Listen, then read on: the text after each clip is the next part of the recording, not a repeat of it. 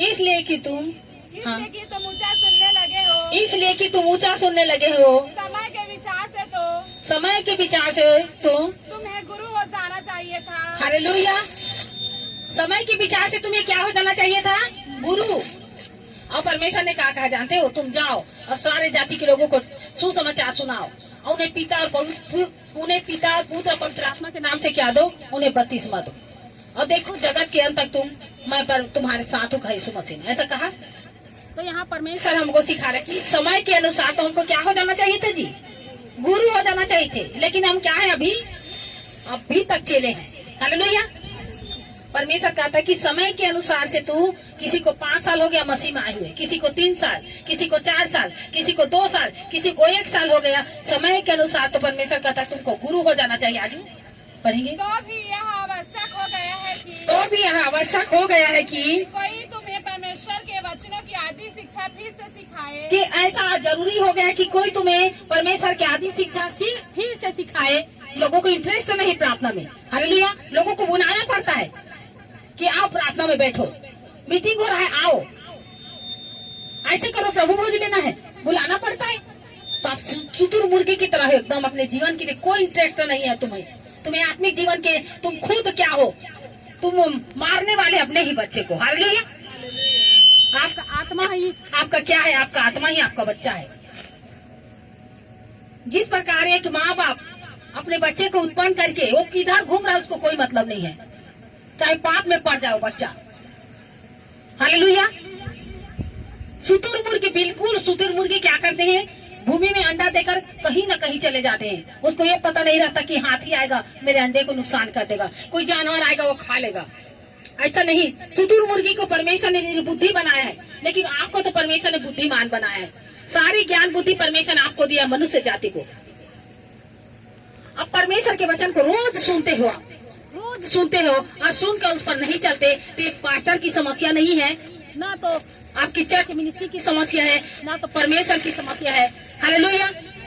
ये समस्या, ये परेशानी आपके हाथ का किया हुआ है, क्योंकि आप अपने ही जिंदगी के लिए आप ईमानदार वफादार नहीं हो। हालेलुया। ठीक से करो उसको। में आने के बदले आप तक दूध ही चाहिए, क्योंकि दूध पीने वाले बच्चे को तो धर्म के वचन की पहचान नहीं होती। तुम खाना कौन खाता है जी? जो बच्चा बड़ा हो जाता है 6 महीने से, डॉक्टर बोलते कि अब बच्चा 6 महीना हो गया है, उसको खाना खिलाना चालू कर दे, क्योंकि माँ के पेट से मतलब माँ के दूध से पेट नहीं भरेगा। थोड़ा थोड़ा बच्चे को खाना खिलाना चालू कर दो। और जो बच्चे को खाना नहीं खिलाते ना, वो बच्चा कमजोर हो जाता है। फिर बोलता है कि डॉक्टर लोग इसको क्या करो, इलाज करवाने ले जाओ, बच्चा पतला हो गया है, कमजोर हो गया। और जब संसारिक चीज बच्चे को, जब आपके खुद के बच्चे को इलाज की जरूरत है, तो सोचो चर्च के लोगों, क्या तुम्हारे आत्मा की इलाज की जरूरत नहीं है? हालेलुया। कितने लोगों को समझ रहे हो जी? कठिन लग रहा है क्या वचन कि हम और दूसरे तरीके से समझाएं? हाथ उठाओ, कितने लोग समझ रहे हो? जब वो संसारिक बच्चे को, जो हमारे जन्म दिए हैं संसारिक बच्चे, जब वो कमजोर पड़ गए हैं, तो उसको इलाज करवाने के लिए एनआरसी लेकर उसको ले जाया जाता है। हालेलुया। और एनआरसी में उसको इलाज किया जाता है। हॉस्पिटल में एनआरसी में, सरकारी में फ्री में इलाज किया जाता है। उसको खाना पीना देने, कैसे खिलाए पिलाए, उसको दवा ट्रीटमेंट किया जाता है। और मम्मी पापा को 150 का रोज का मजदूरी दिया जाता है। हालेलुया।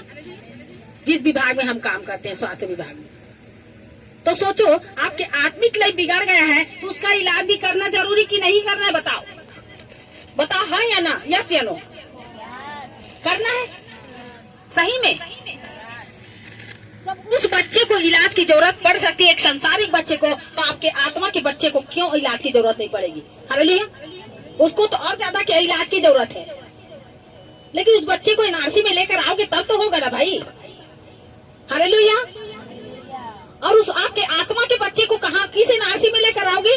पामगढ़ में, क्योंकि पामगढ़ में है एनआरसी बच्चे लोगों को। किन बच्चों को लेकर जाता है? कुपोषित बच्चे को, जो एकदम कमजोर हो गए हैं, दुबला पतला हो गए। मैं आपको पूछना चाहती हूँ एक जन से, आपका आत्मा कितना बड़ा है मुझे बताओ। कितने का आत्मा साल भर का हो गया है? 1.5 साल का, 2 साल का, 5 साल का, 10 साल का? बताओ तुम्हारा आत्मा कितना बड़ा है? बड़ा है, या कमजोर हो गया है तो फिर डॉक्टर यहीं पर इलाज करने वाला है। आज आमीन, आमीन, हालेलुया। आप एनआरसी में आकर बैठे हो और आपके आत्मा का जो आपके बच्चे का परमेश्वर इलाज करने जा रहा है फ्री पॉकेट में, हालेलुया। अब वो चर्च है। जब आपका आत्मा जो है परमेश्वर के वचन को सुनता है वो खिल जाता है। मैं सच बताना चाहती हूँ। सोचो, अगर आप 1 महीना में 1 बार खाना खाओ तो क्या होगा तुम्हारा जी? चलो रोहित आप बताओ, 1 महीना में खाओगे तो कैसे लगेगा? खटिया से ना मतलब पकड़ के उठाना पड़ जाएगा, चाहे वो मतलब उसका 1 महीना तक जीना भी मुश्किल है उस व्यक्ति का। बताओ जी, 1 महीना तक खाना नहीं खाओगे, 15 दिन खाना नहीं खाओ, मैं पूछ रही 8 दिन बस मत खाओ, पानी भी मत पियो, चलेगा उदय जी? एक हफ्ता तक खाना भी मत खाना, पानी भी मत पीना। चलो कोई ऐसा कर, एक जब प्रैक्टिकल करके बता दो भाई। चलो उदय को कर देते हैं, इसको एक हफ्ता तक खाना मत देना, ठीक है? उसके बाद सब आएंगे इस जगह, फिर देखेंगे उसका हालत कैसा रहेगा। चलेगा? नहीं, 1 हफ्ता नहीं खाओगे तो चलेगा? देखो जी, नहीं चलेगा बोल रहा है।